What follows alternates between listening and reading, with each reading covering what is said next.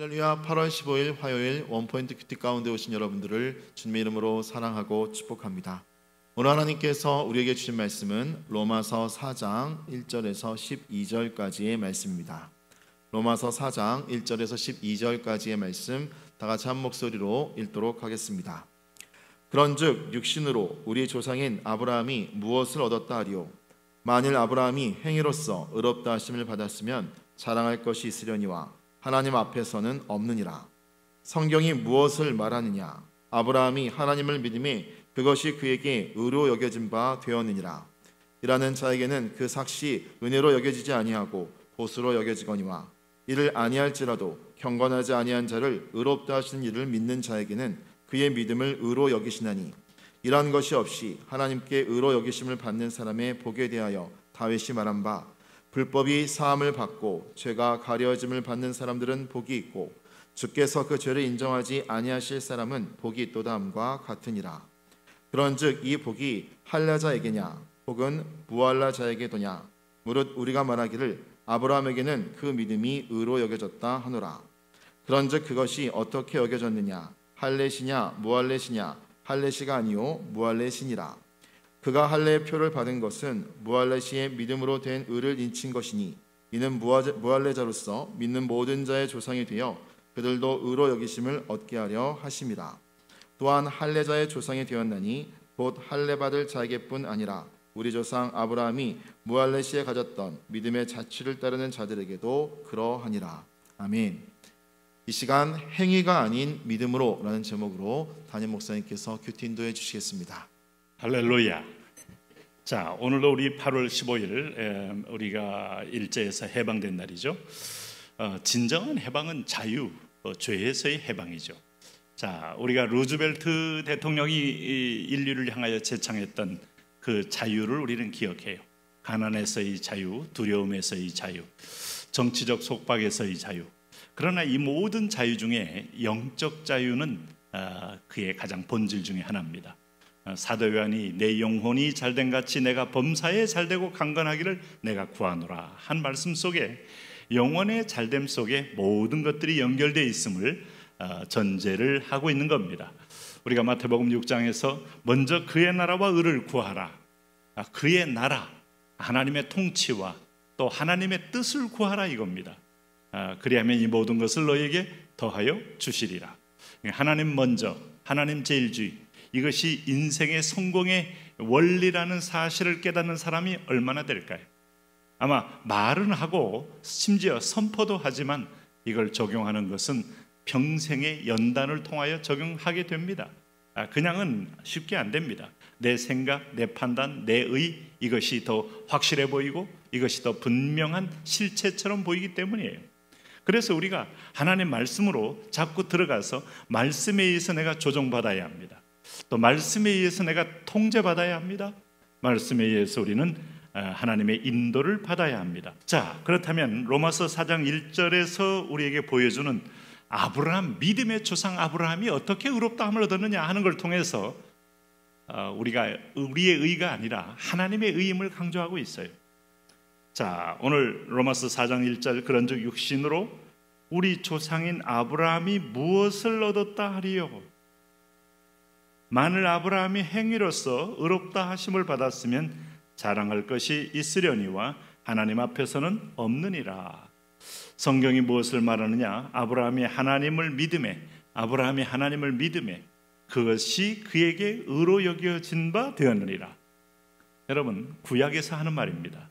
자, 오늘 우리가 노아 용수로 심판받고 바벨탑으로 흩어진 인류에게 처음으로 하나님이 믿음이라는 단어를 사용하고 믿음의 구원, 믿음의 의를 얘기하는 첫 번째 모델로 사용한 사람이 아브라함입니다. 아브라함이 행위로 의로움 받은 게 아니라 아브라함이 하나님을 믿음에 그것이 그에게 의로 여겨진 바 되었느니라. 이것은 아마 인류 역사상 가장 엄청난 반전이다. 인간은 스스로 의롭기 위해서 수련도 하고 수도도 하고 그리고 구도의 길을 가지만 그것으로 의로워질 수 없다. 그런데 하나님을 믿음에, 이 믿는 것은 받아들임입니다. receive 한다고 하죠. 이걸 받아들임으로 인하여 하나님의 의를 받아들이는 겁니다. 하나님의 긍휼을 받아들이는 겁니다. 하나님의 사랑을 받아들이는 겁니다. 이것은 행위가 아니에요. 이것은 우리의 태도일 뿐이에요.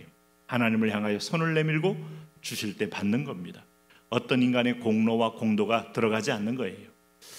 어쩌면 우리가 자녀에게 선물을 줄 때 선물을 자녀들이 받을 자격이 있는 것도 아니고 받을 만한 어떤 업적이 있는 게 아닐지라도 부모라는 사랑의 동기로 선물을 줬을 때 아이가 가만히 서 있으면 그 선물을 들고 있는 손이 떨릴 것이고 부끄러울 것이에요. 그리고 줄 수 없을 거예요. 머리에다 올려놓거나 등대기에 올려놓을 수 없잖아요. 그런데 내가 선물을 줄 때 받아들임, 이 믿음을 의로 여기셨다. 정말 놀라운 은혜가 아닐 수 없습니다. 그래서 4절에 보면 일하는 자에게는 그 삭시 은혜로 여겨지지 아니하고 보수로 여겨지거니와, 일을 하고 삭스를 받는 것은 보수입니다. 근데 일을 아니해도 보수가 나온다? 은혜일 뿐이죠.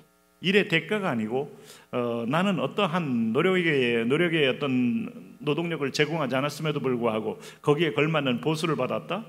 감사할 일이죠. 5절에 일을 아니할지라도 경건하지 아니한 자를 의롭다 하시는 이를 믿는 자에게, 자, 경건하지 아니한 이를 의롭다 하시는 이가 누굽니까? 하나님이십니다. 그러니까 하나님을 받아들이는 것을 의롭다고 말하는 거예요. 그 하나님이 보내신 외아들 예수 그리스도를 받아들이는 자를 의롭다 하는 겁니다. 여러분 기억하십니까? 잘 보십시오. 우리의 의의 행위는 하나님을 받아들임, 이렇게 되는 겁니다. 그래서 6절에 일한 것이 없이 하나님께 의로 여기심을 받는 사람의 복에 대하여 다윗이 말한 바, 불법이 사함을 받고 죄가 가리워짐을 받는 사람들은 복이 있고, 이렇게 말했어요. 더 엄밀하게 말하면 우리가 회개한 것만큼 용서받는 게 아니에요. 이미 하나님은 용서를 결정하고 우리에게 보혈을 하나님께서 뿌려주시고 우리는 사실은 그것을 우리의 의사와도 관계없이 받아들인 자들이에요. 받은 사람들이에요. 그러나 하나님 우리를 자기의 형상대로 지었기에 우리가 인격적으로 지정의를 통하여 하나님을 인정하고 받아들이는 데서 교제가 있고 성장이 있고 성숙이 있는 겁니다. 성경은 이 놀라운 이 비밀을 우리 복음의 역사 속에서 오늘 로마서에서 선명히 밝히고 있어요.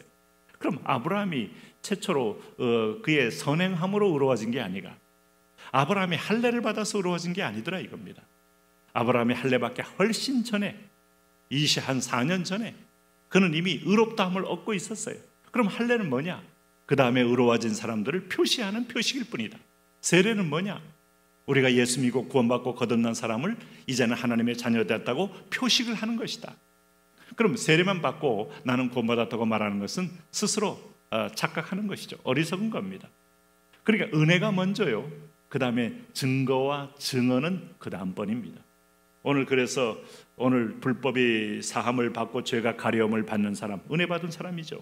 주께서 그 죄를 인정하지 아니하실 사람은 복이 있도다. 이것이 최초의 복이고, 하나님을 떠난 자의 복은 주께서 주님과 화해를 받은 사람이 복이라는 거예요.